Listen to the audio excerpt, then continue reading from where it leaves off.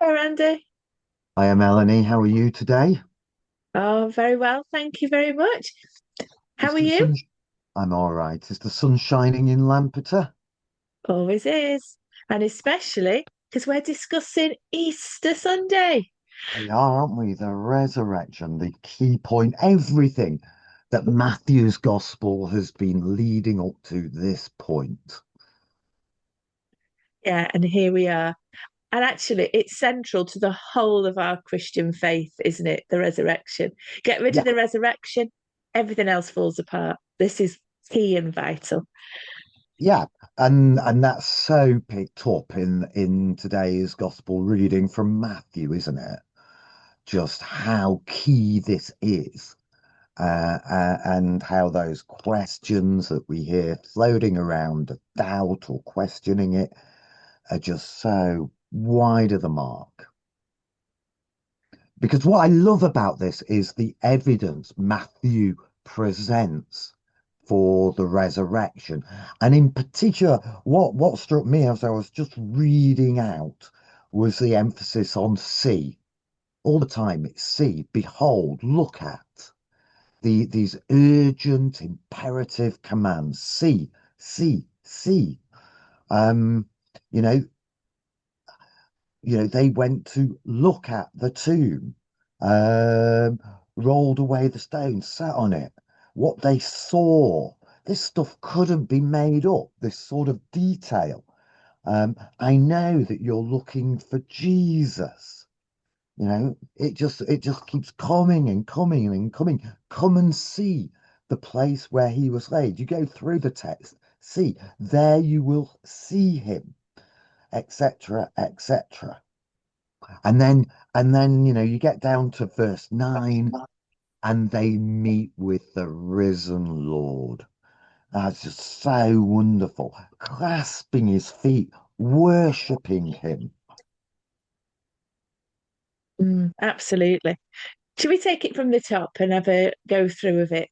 Because now we've established how crucial it is. And of course, as we establish how crucial it is, we bear in mind what Paul said, don't we, in 1 Corinthians 15 about the resurrection. He says, um, if the dead are not raised, then Christ has not been raised. If Christ has not been raised, your faith is futile and you are still in your sins.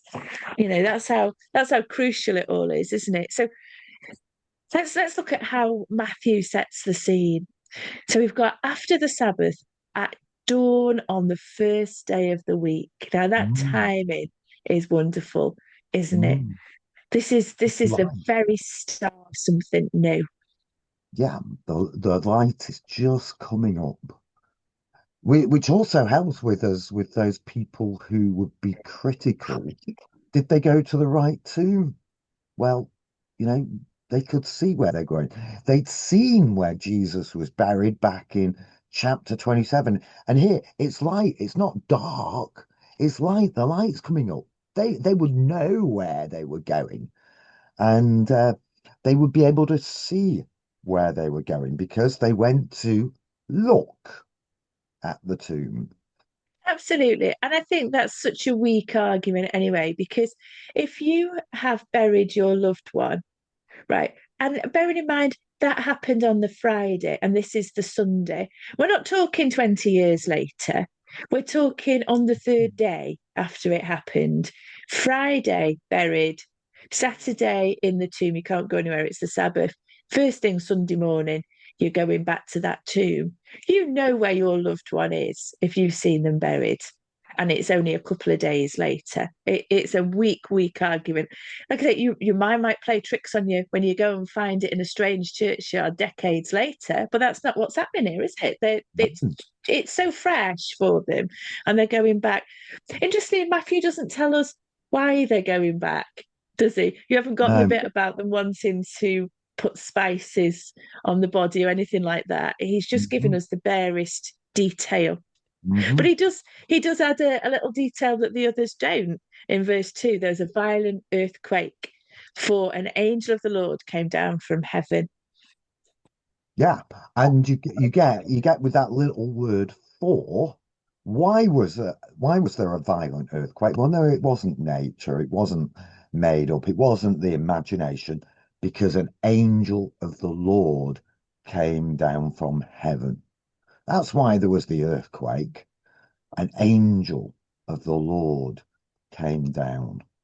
Yeah, because we've got to remember the power that God's angels have.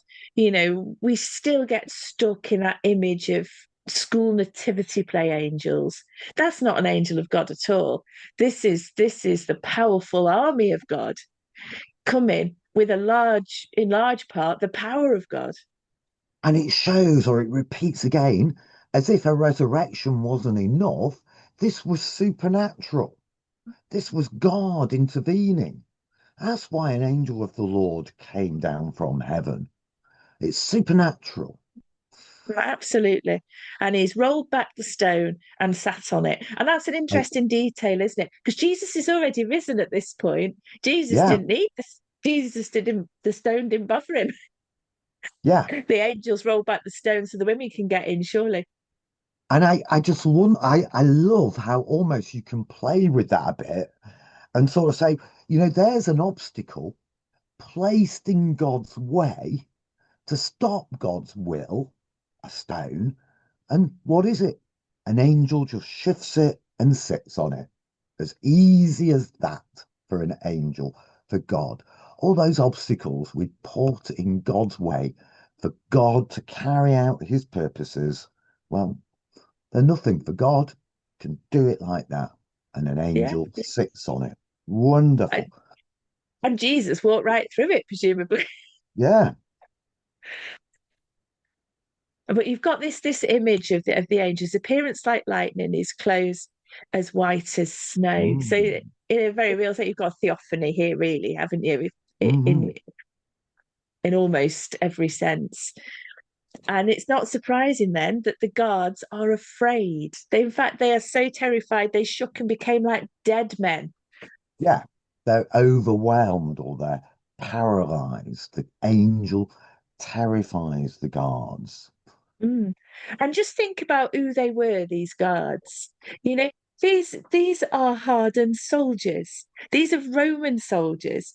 They are going to have seen all sorts of horrible stuff, aren't they?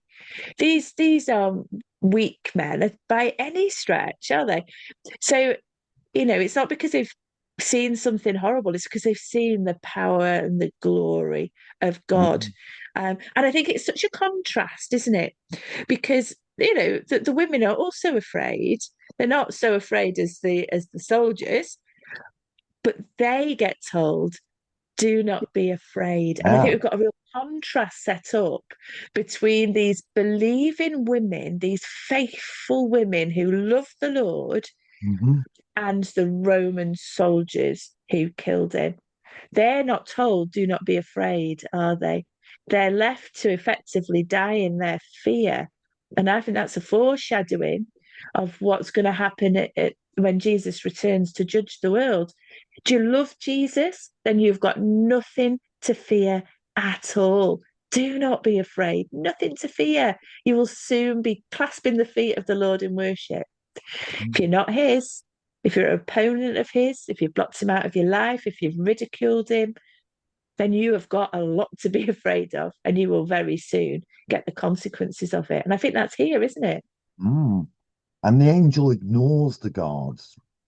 He speaks to the women. There's no reference, referral to the angel speaking with the guards.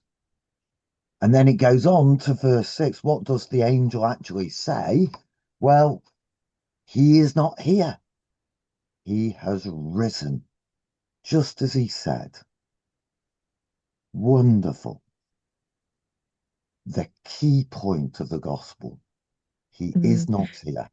He is risen, just as he said. And he said it, and Brill. nobody believed him. Yeah, yeah, Not yeah, yeah. even these women. These women probably loved him more than anybody else.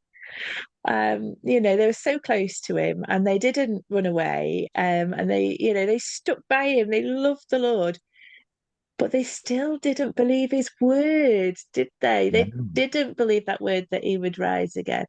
But then that no. makes the resurrection all the more convincing. I often think the confusion that you see in, you look at the accounts of the resurrection, and they're all quite well, there's quite a lot of difference in the accounts, and I think that adds to the sense of confusion because they simply weren't expecting it.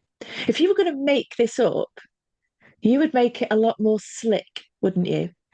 You'd have all the disciples gathered there around the tomb waiting to meet the risen Christ, wouldn't you? You wouldn't have a couple of women who want to go and make his body smell better. You'd have a couple of iPhones there so you could record it on TikTok. Yeah, exactly. It all that would be if it was made up, you'd have that sort of scenario, wouldn't you? But there's an air Yeah. of confusion. They didn't believe it would happen. Jesus has risen. They're astonished, they're shocked, they're afraid, you know, and that's reality. That's real life. Yeah. Yeah. Yeah. And then he gives them a commission. Then Mm. go quickly, tell his disciples he has risen from the dead. Don't keep it to yourselves. Go and tell the disciples. And he's going ahead of you into Galilee. There you will see him. Now I have told you, I've done all I can do. Off I go. Yeah, pops back. Did you notice that? He's like, right now I've told you. And so they hurry away. And then Yeah, he meets them again and gives them a little reminder. I just love that. Oh dear, because you got Jesus is there, giving yeah, them that little reminder. So this is the angel's word isn't enough. They get to see Jesus as they yeah, as they obey and as they follow. And there's that reminder, go and tell them. But look at the subtle change in word. The angel says, go and tell his yeah. disciples. He says, go and tell my My brothers. brothers. Yeah, Yeah, go and tell my brothers. Now, these are the fellas that have let him down. yeah, Peter, who denied even knowing him. The yeah. others, but with the possible exception of John, who disappeared, Hmm. you know? Yet go and tell my brothers. There's Jesus's deep concern, even though they let him down. I think that's so wonderful, isn't it? Which, if you go back to chapter 12, is who are the brothers? Some of the commentators say, "Oh, is he on about his family?" Well, no. You go back to chapter 12, and he says, "Those who give their allegiance to him." That's Mm, who the brothers are. yeah, yeah. But I think it's wonderful. They get this double reminder. They've got to go and tell them. The Yeah, angel, then Jesus. God's telling them twice, go and tell the disciples. It's so important, isn't it, that they get that message over. yeah, yeah, yeah. And that's what they do, doesn't it? They obey. So they see, they go, they obey. Yeah, Yeah, and that's what we're called to do, isn't it? To see the Lord in his word, to see him in yeah, his word, keeping his word, and to trust his words, and yeah, and to go and share that message. yeah, and obey. And you know, it's a message of such joy. This isn't just an historic event, and that's the important thing, isn't it? We're not just remembering what happened on that first Easter, though we are. We're also recognizing the difference it makes for us now. Do you want a little JC Ryle? Yes, let's have JC Ryle. Right, because he says, let us take comfort in this thought. Trial, sorrow, and persecution are often the portion of God's people. Sickness, weakness, and pain often hurt and wear their poor earthly tabernacle, but their good time is yet to come. Let them wait patiently. They shall have a glorious resurrection. When we die and where we are buried and what kind of a funeral we have matters little. The great question to be asked is this: how shall we rise again? That is the difference, isn't it, that it makes, is we can know that we will rise again with Jesus. Yeah, yeah. And our response to that is governed by today's psalm, Psalm 118, one of the great festival praise psalms, part of the the procession going into the new temple, thought to be when Ezra had started rebuilding the temple, would have been sung at the Feast of Tabernacles and sung, as we've discovered recently, at Passover. Um, Give thanks to the Lord, for he is good. His love endures forever. Refrain through the psalm. Sing those glad songs of salvation, an occasion of praise. Yeah, well, happy Easter. We've got lots to praise God for, even when things are difficult. Um, we've got this wonderful future ahead of us, and nothing can take that away. Indeed. Have a good Easter, Melanie. And you, and everybody watching or listening. Ta-da. Bye.